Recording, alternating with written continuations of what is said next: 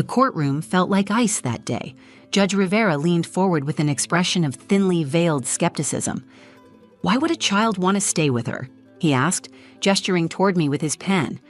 My ex-husband Caleb didn't even try to hide his smirk, his Italian suit worth more than 3 months of my rent. His lawyer, Ms. Winters, nodded approvingly as if the judge had just confirmed what they'd been arguing all along. That's when it happened. My 7-year-old daughter, Phoenix, small for her age and usually hiding behind my leg in public, stood up. Her voice came out surprisingly clear and strong. "I brought the video of what he does at night," she said, clutching her pink tablet with the purple butterfly case. The courtroom fell silent. Every eye turned to my little girl's face. Judge Rivera's brow furrowed, Caleb's smirk vanished, and his lawyer froze mid-nod. In that moment, everything changed. My name is Jade Roberts. 6 months ago, I was just a night shift nurse at Mercy General, raising Phoenix on my own after Caleb walked out when she was barely 2. For 5 years, he sent occasional birthday cards and made sporadic child support payments that never quite arrived on time. Phoenix and I built our life without him. Weekend trips to the Children's Museum, bedtime stories where she'd insist on making up the endings, and our tradition of Sunday morning pancakes shaped like whatever animal she requested. "Mommy, the elephant's trunk looks like a noodle."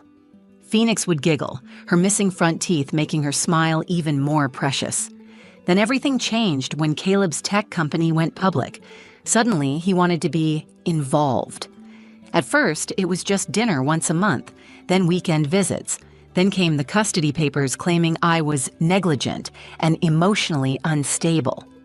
"This is bullshit," my neighbor Elena said when I showed her the papers, her hands trembling more than mine. "He can't just waltz back in after all these years." But he could. And he did. With his new wife, Diane, standing adoringly by his side, Caleb painted a picture of himself as the concerned father, worried about his daughter living in our modest 2-bedroom apartment while I worked night shifts to keep us afloat. "Phoenix deserves stability," he told the judge during our first hearing, "a proper home with parents who are present, not shuffled between babysitters while her mother sleeps all day." What the court didn't see was Phoenix's face when she returned from her first weekend at Caleb's mansion in Brookhaven. The way she clutched her stuffed rabbit like it might be taken away. How she burst into tears when I asked her if she had fun at Daddy's big house, something that had never happened before. "I don't want to go back, Mommy," she whispered against my shoulder that night. "Mr. Bear doesn't like it there." I knew then something was wrong. I just didn't know how wrong until the day my little girl stood up in court and changed everything. The custody battle intensified faster than I could have imagined. What started as Caleb requesting alternate weekends transformed into a full-blown petition for primary custody. His lawyer, Ms. Winters, came armed with detailed affidavits and financial statements at every hearing. Ms. Roberts works 3 12-hour night shifts weekly at Mercy General, she stated to Judge Rivera. During these periods, Phoenix is passed between various caregivers, creating an unstable environment for a child her age. What she deliberately omitted was that those various caregivers were Elena, my neighbor of 5 years who Phoenix adored, and my sister Mia, who lived 20 minutes away. People who loved Phoenix who had been in her life since birth. The court-appointed evaluator visited my apartment on a Tuesday afternoon. Her eyes lingered on the water stain in the hallway ceiling, the mismatched furniture, the stack of medical textbooks beside my bed as I worked toward my nursing practitioner license. She made notes about the size of Phoenix's bedroom, though she failed to comment on the hand-painted solar system I'd created on her ceiling, or the reading nook we'd built together from an old bookshelf.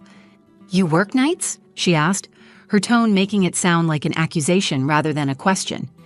"It's the shift with the highest pay differential," I explained. "I'm home when Phoenix gets out of school. We have dinner together every night before I leave." The evaluator just nodded and wrote something down. Meanwhile, Caleb presented himself as Father of the Year material. His lawyer submitted photos of Phoenix's room in his Brookhaven mansion, a princess-themed space with custom furniture and a closet full of clothes with tags still attached. They talked about the private school she could attend, the swimming lessons, the French tutor. "It's in the child's best interest to live in an environment where her potential can be fully realized," Ms. Winters argued. After each court appearance, I'd drive home with my hands shaking on the steering wheel. Elena would be waiting with Phoenix, usually coloring or playing with sidewalk chalk in our small concrete patio. "How'd it go?" Elena would ask quietly while Phoenix was distracted. I couldn't even answer most days. The changes in Phoenix became impossible to ignore after her third weekend at Caleb's. She started having nightmares, waking up crying for me. She developed a habit of hiding her favorite toys before leaving for his house. "Why are you putting Mr. Bear in the laundry hamper, sweetie?" I asked one Friday afternoon. "So he's safe until I come back," she whispered, not meeting my eyes. When I picked her up on Sunday evenings, Diane would hand her over with a tight smile. "She was very difficult this weekend," she'd say within Phoenix's earshot. "Wouldn't eat her dinner. Threw a tantrum at bedtime. Perhaps she needs more discipline at home." Phoenix would remain silent in the car until we were at least halfway home. "Ms. Diane doesn't like my voice," she finally told me one night. "She says little girls should be quiet unless they're spoken to." There were other signs, too. Phoenix started wetting the bed again, something she hadn't done since she was 4. She began chewing her fingernails until they bled. Her first-grade teacher, Mrs. Kennedy, called me for a conference. "Phoenix seems withdrawn lately," she explained, showing me artwork my daughter had created during free time. The once colorful pictures were now mostly dark scribbles. "Is everything okay at home?" "We're going through some changes," I said carefully. "Her father is back in the picture." Mrs. Kennedy's expression softened. "She mentioned that. She also asked me if children have to live with their daddies if their daddies are mean." My stomach dropped. "What did you tell her?" "That children should live where they feel safe and loved," Mrs. Kennedy replied. "I think you should know that yesterday during recess, she was sitting alone. When I approached, she was rehearsing what sounded like court testimony." That night, after Phoenix fell asleep, I called my sister Mia in tears. "I'm going to lose her, aren't I? How do I fight someone with his resources?" "You fight with the truth," Mia said firmly. "Whatever is happening at Caleb's house, we need to find out." What I didn't know then was that Phoenix had already started gathering evidence in her own 7-year-old way. The truth was coming, and it would silence everyone who had tried to silence her. I knew something was very wrong when Phoenix came home from Caleb's with a small bruise on her wrist. It was Sunday evening, just after dinner time, and her eyes were puffy from crying. "What happened to your arm, sweetie?" I asked, kneeling down to examine the purplish mark. Phoenix pulled her sleeve down quickly. "I fell," she mumbled, but wouldn't meet my eyes. That night, after her bath, I noticed she was unusually quiet while I brushed her hair. Normally, this was our special time for silly stories and giggles. "Phoenix, you know you can tell me anything, right?" I said, meeting her eyes in the mirror. "Anything at all." She nodded slowly, then turned to face me. "Mommy, is it bad to take videos of people without asking?" My heart skipped. "Well, that depends. Why do you ask?" Phoenix's lower lip trembled. "I did something that might make Daddy really mad." She reached under her pillow and pulled out the pink tablet, the one Caleb had given her for educational games. With small, careful fingers, she opened a hidden folder labeled Homework Pictures. "I pretended to be asleep," she whispered. But I wasn't. The video was dark and slightly tilted, clearly recorded by a child trying to keep the tablet hidden. But the audio was unmistakable. Caleb's voice, low and menacing. "You need to tell the judge your mother leaves you alone. Say you're scared when she works nights." "But that's not true," Phoenix's small voice responded. The sound of something slamming, a door, or perhaps a hand on a table. "I don't care. Do you want to live in that dump forever? Your mother is a nobody." Diane's voice joined in. "Just coach her better, Caleb." "She's 7, for God's sake. She'll say whatever we tell her to. Not if she keeps talking about wanting her mother." I watched 3 videos, each worse than the last. In the final one, Caleb could be seen pacing, ranting about me, while Diane sat at a vanity applying night cream. "Phoenix is our ticket to destroying Jade," he said. "Once we get custody, we can move to the San Francisco office and leave all this behind."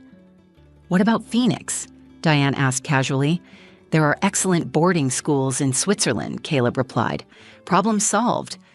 When the videos ended, I pulled Phoenix into my arms, feeling her small body trembling against mine. "I'm sorry, Mommy," she sobbed. "I know I'm not supposed to record people." "No, sweetheart," I whispered into her hair. "You did exactly the right thing." The next morning, I called in sick to work and made 2 crucial phone calls. The first was to my sister Mia. "I need a lawyer," I said. "Not just any lawyer, someone who will fight like hell." An hour later, I was sitting across from Rachel Okafor, a family court attorney Elena had recommended. I'd expected someone older, but Rachel's youthful energy was matched by the fierce intelligence in her eyes. "Let me see the videos," she said after I explained the situation. Rachel watched silently, taking notes, her expression growing darker with each passing minute. In most states, recordings made by a child in their own home may be admissible, especially when documenting potential emotional abuse, she said finally. "But we need to approach this carefully. The judge might view this as you manipulating Phoenix." "I didn't know anything about the videos until last night," I insisted. Rachel nodded. "I believe you, and I think Judge Rivera will too. But we need to prepare Phoenix. If we use these videos, she may need to answer questions about them." "She's only 7, I protested. "Exactly why this evidence is so powerful," Rachel replied. "No 7-year-old should have to resort to secretly recording their parent to be heard. Phoenix made these recordings on her own because she was scared. That speaks volumes." That evening, Phoenix and I sat at our kitchen table, sharing hot chocolate as I tried to explain what would happen next. "The videos you took might help us in court," I said gently, "but that means the judge might ask you some questions about them." Phoenix stirred her marshmallows thoughtfully. "Will Daddy be there?" "Yes, but he can't hurt you. I'll be there too, and Rachel." She considered this, then looked up with those solemn eyes that always seemed older than her years. "I'm not scared of questions. I'm scared of going back to his house." "That's why we're doing this," I assured her. "So you don't have to be scared anymore." The night before the final hearing, I tucked Phoenix into bed with extra stories and kisses. "Remember," I told her, "no matter what happens tomorrow, you did nothing wrong, and I am so proud of you for being brave." Phoenix hugged Mr. Bear tight to her chest. "Mommy?" Miss Diane said little girls should be quiet, but sometimes being quiet means nobody hears you when you need help. In that moment, I saw a strength in my daughter that I hadn't fully recognized before. She wasn't just a victim in this situation, she was finding her voice, determined to be heard. As I turned out the light, Phoenix's small voice followed me into the hallway. "We're going to win, Mommy. The truth is on our iPad." The morning of the final hearing arrived with a heavy downpour that matched the weight in my chest. Phoenix insisted on wearing her favorite blue dress with the silver stars, the one she said made her feel brave. Rachel met us in the courthouse lobby, her expression confident but serious. "Remember what we discussed," she told Phoenix, kneeling to her eye level. "Just tell the truth when you're asked a question. You don't need to say anything more or less than that." Phoenix nodded solemnly. "I practiced with Mr. Bear." The courtroom felt smaller today, more crowded. Caleb sat beside Ms. Winters, his posture relaxed, tailored suit immaculate as always. When he saw Phoenix, he flashed her a wide smile that never reached his eyes. She gripped my hand tighter. Judge Rivera entered, and the proceedings began with Ms. Winters delivering her closing argument. "Your Honor, Mr. Sullivan has demonstrated consistent financial stability and the ability to provide exceptional educational and developmental opportunities for Phoenix. Ms. Roberts, while clearly caring for her daughter, simply cannot offer the same advantages with her limited resources and problematic schedule." Rachel's rebuttal was measured but passionate, emphasizing the stable home I'd created for Phoenix despite challenges, the consistent routine we maintained, and my dedication to her emotional well-being. Judge Rivera listened with an impassive expression, occasionally jotting notes. When both attorneys finished, he looked directly at me. "Ms. Roberts, while I appreciate your efforts as a single mother, I must consider what environment would best serve Phoenix's development. Why would a child want to stay with her mother when her father can provide so many more opportunities?" The question hung in the air, revealing his leaning. Caleb smirked slightly, and Ms. Winters gave a small, satisfied nod. That's when Phoenix let go of my hand and stood up. "Excuse me," she said, her voice small but clear in the hushed courtroom. "I brought the video of what he does at night." Judge Rivera blinked, clearly surprised at being addressed by a 7-year-old. "Young lady, this isn't—" Phoenix has evidence she recorded herself that's relevant to these proceedings, Your Honor. Rachel interjected quickly. We've submitted it as Exhibit D. The court hasn't reviewed any videos, Ms. Winters objected immediately. Because you filed a motion to exclude them without viewing the content, Rachel countered. We're asking the court to consider Phoenix's own documentation of her experiences in her father's home. Judge Rivera frowned. Approach the bench. As the attorneys conferred with the judge, Caleb's eyes fixed on Phoenix with an intensity that made me shift protectively closer to her. What video? He hissed across the aisle. What did you do? Phoenix didn't answer, but she didn't cower either. After several tense minutes, Judge Rivera spoke. The court will view the submitted recordings in chambers. We'll take a 30-minute recess. Phoenix and I waited in a small conference room with Rachel. My daughter colored quietly in a book she'd brought, seemingly calmer than I felt. When the bailiff called us back, I noticed an immediate change in the courtroom atmosphere. Judge Rivera's formerly neutral expression had hardened. He looked at Caleb with undisguised contempt. Having reviewed the evidence, this court finds the behavior exhibited by Mr. Sullivan toward his daughter disturbing and inappropriate. The recordings clearly show attempts to manipulate a minor into providing false testimony and discuss plans that prioritize using the child as a weapon against her mother, rather than considering her well-being. Caleb's face flushed deep red. Those recordings were taken illegally. She's a child. She was coached. Mr. Sullivan. Judge Rivera's voice cut through Caleb's protest like a blade. I suggest you remain silent. The authenticity of these recordings is not in question. The child's unscripted responses to your prompting make it abundantly clear she was not coached. He turned to Phoenix, his tone gentling. Young lady, did anyone tell you to make these recordings? Phoenix shook her head. No, sir. I just wanted someone to believe me. Judge Rivera nodded, then looked back at his notes. This court awards full physical and legal custody to Jade Roberts.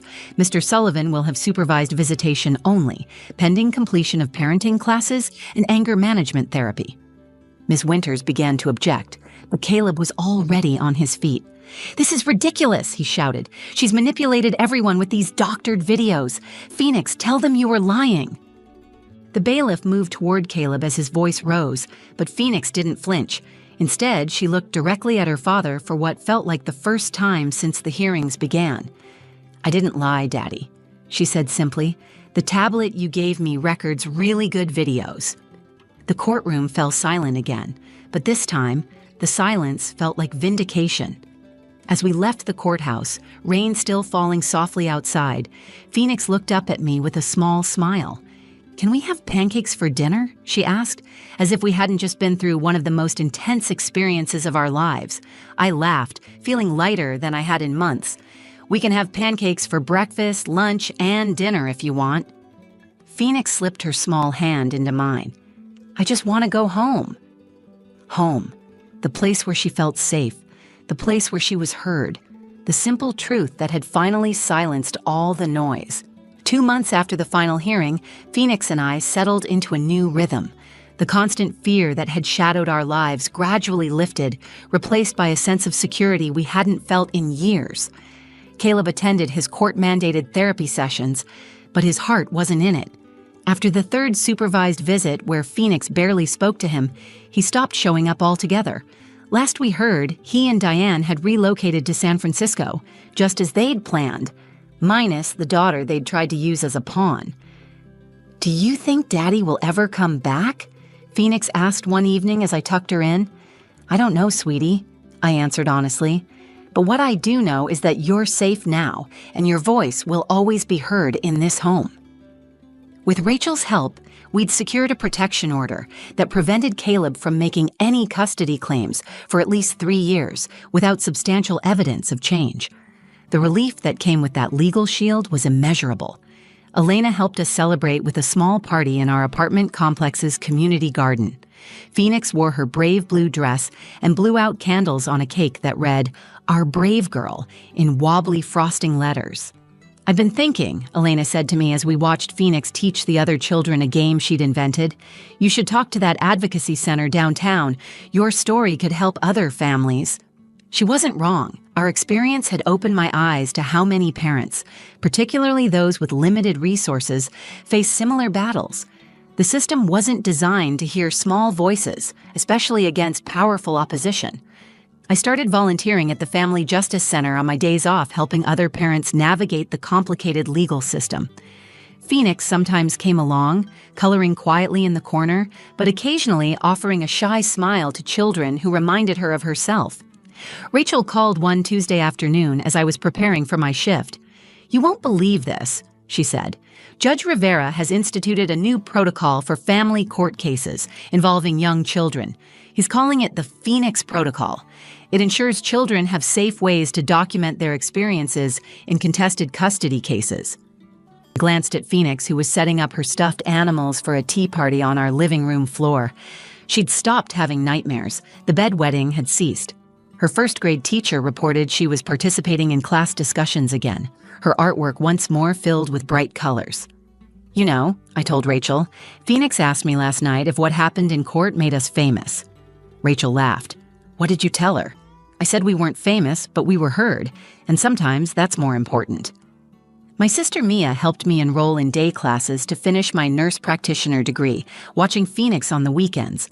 The schedule was still challenging, but the absence of constant custody battles made everything more manageable. One Sunday evening, while Phoenix and I made our traditional pancakes for dinner, she suddenly looked up from the batter she was stirring. "Mommy, remember when the judge asked why I would want to stay with you instead of Daddy?" I nodded, the memory still sharp despite the months that had passed. "I know I showed the videos instead of answering," she continued thoughtfully, "but I know the real answer now." "What's that, sweetheart?" She smiled, a gap where her two front teeth had recently fallen out. "Because you listened when I was quiet, and you believed me when I finally spoke up." I pulled her into a hug, pancake batter forgotten. In that moment, I understood the most powerful lesson from our ordeal. Truth has its own voice, sometimes a small one, sometimes hidden, but always waiting to be heard. And when that voice finally breaks through, no amount of money, power, or manipulation can silence it again. Phoenix went back to stirring the batter, humming softly to herself. She was just a child again, not a witness, not a victim, not a pawn in someone else's game. That night, as I passed her bedroom on my way to the kitchen, I overheard her talking to Mr. Bear. "And that's how we won, Mr. Bear," she whispered, "because the truth is the strongest superpower of all." I couldn't have said it better myself. I still remember that day in the courtroom when my little Phoenix found her voice. Every time I tell our story, I'm reminded of how far we've come and how many others are still fighting similar battles. If our journey touched your heart today, please hit that like button. It helps our story reach those who might need to hear it most. Drop a comment below. I read every single one, and your thoughts and experiences mean so much to me. Subscribe to join our community of truth tellers and supporters. We share new stories every day about real experiences that often go unheard. And if you know someone facing their own custody battle or struggling to be heard, share this video with them. Sometimes knowing you're not alone makes all the difference. Before I go, I want to say something directly to anyone who feels small and silenced right now. Your truth matters. Just like Phoenix showed me, courage doesn't always roar. Sometimes it's a small voice saying, "I brought the video of what he does at night." Until next time, this is Jade. Thank you for listening to our story.